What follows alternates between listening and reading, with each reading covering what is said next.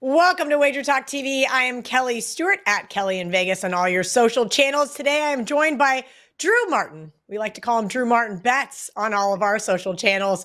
Drew, college basketball conference tournaments are starting. What is the number one thing people need to know before they start betting on some of these teams?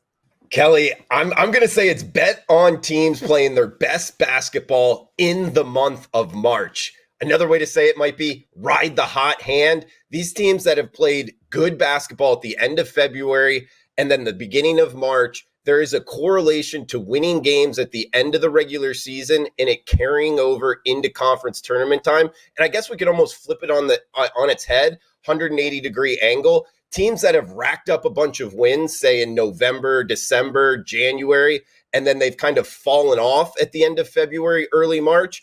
At the same time, I would probably look to fade some of those teams because just because you're a higher seed does not mean, you're making your shots at a high rate come the month of March. So give me the teams playing their best basketball in the month of March. It's the most important thing in betting conference tournaments. Number one, ride the hot hand. Number two, Drew, pretty sure I own a sweatshirt that says make your free throws.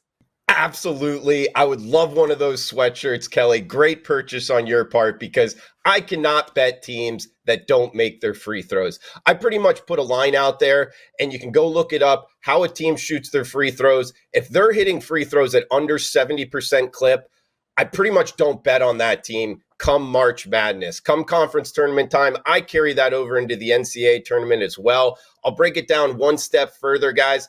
Look at their guards, their point guard, their shooting guard, even their small forward at the end of games, foul fest range. When a team is down, keep in mind, add on to this, it matters in the regular season, but come conference tournament time, NCAA tournament, if you lose a game, that might be the end of your season.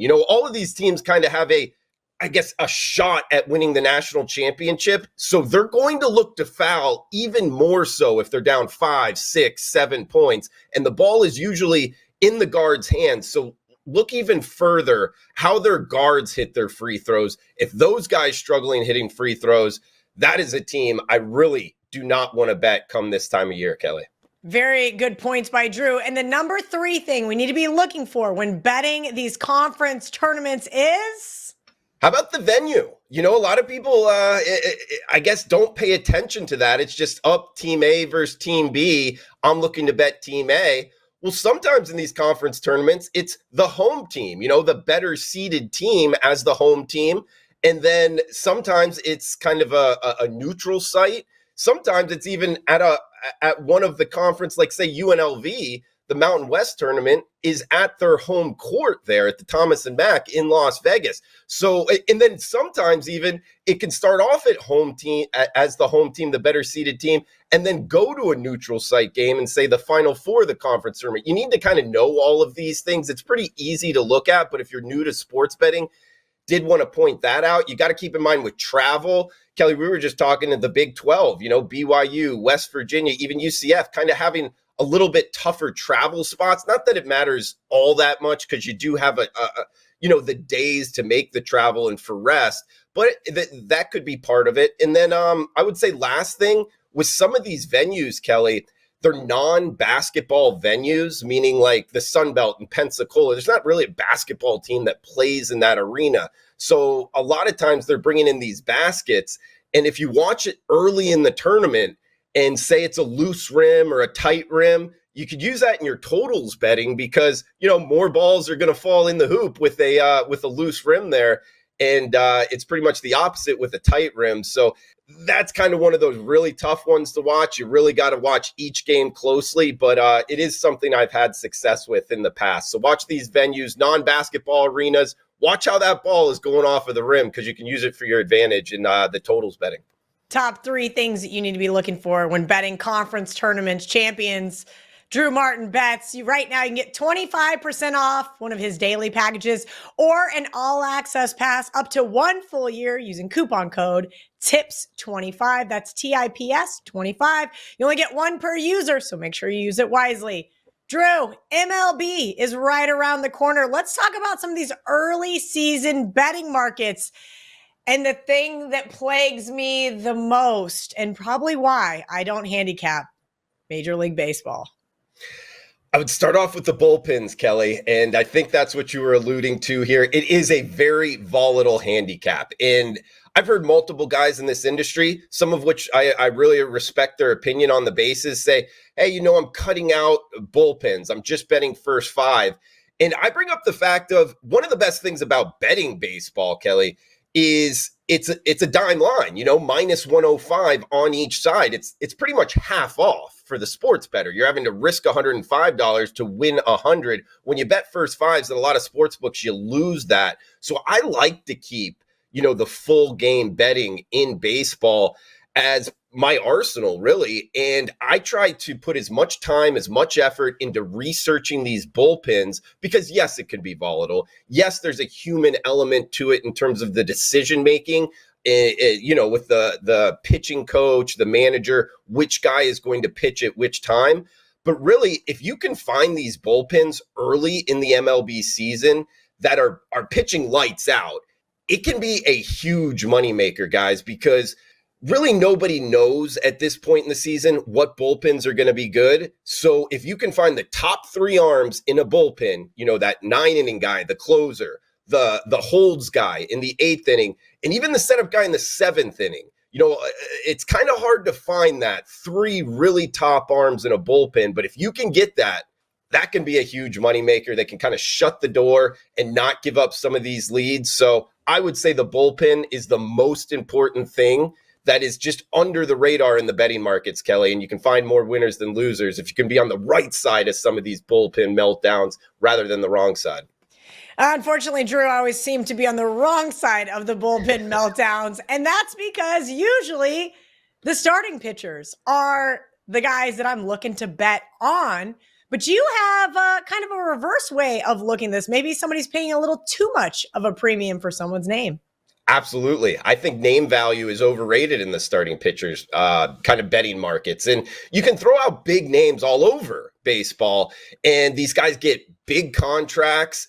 And you know what they're also having to do, Kelly? Lay big numbers in the betting market. And when you're laying minus 300, minus 250, start after start, it just gets very difficult to make money because if you lose one game, that costs you a lot of money and you got to make it up.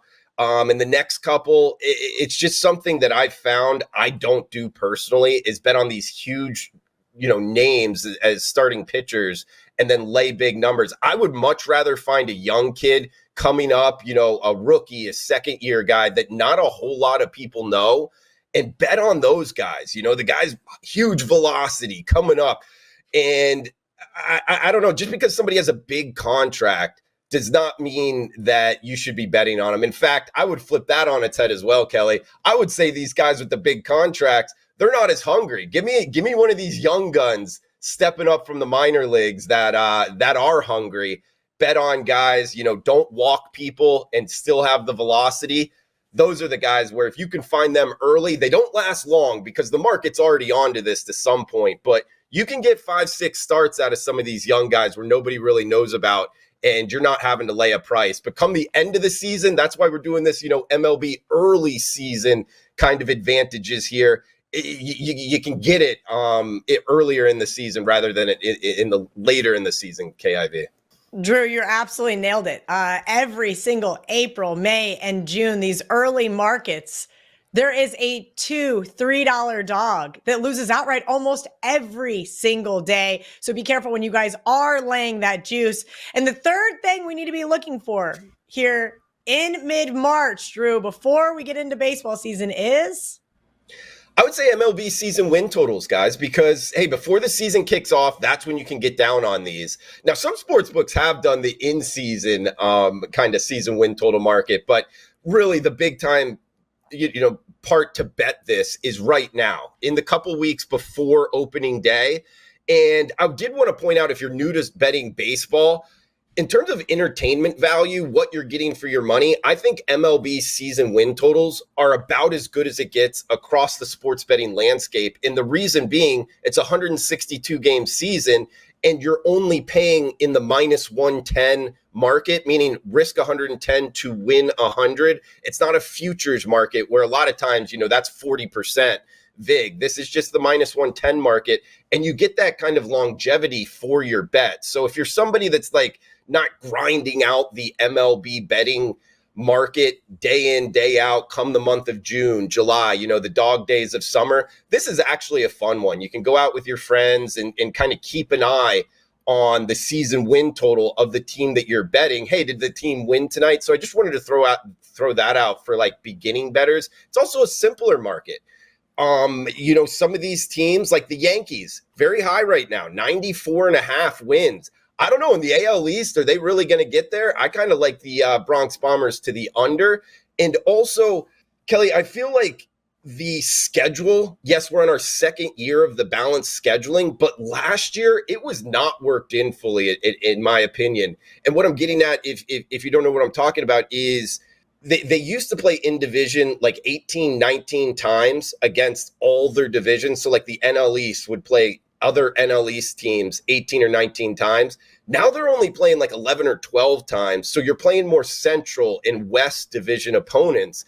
And I actually think that helps betting teams in the East on their overs, because both the NL East and AL East are very good divisions, whereas the NL Central, the AL Central, not so much. They're having to play more opponents in both the East and the West divisions. So I'm looking to bet the Central division teams in both leagues more to the under because they have more difficult games. I know it's the second year, but last year that was a huge money maker for me. I'm going to look to carry it over. I think we can get one more year of this, small advantage there in the scheduling. So, MLB season win totals, a great bet for beginners. Hey, and a good bet to make some money over the course of the full season as well, Kelly.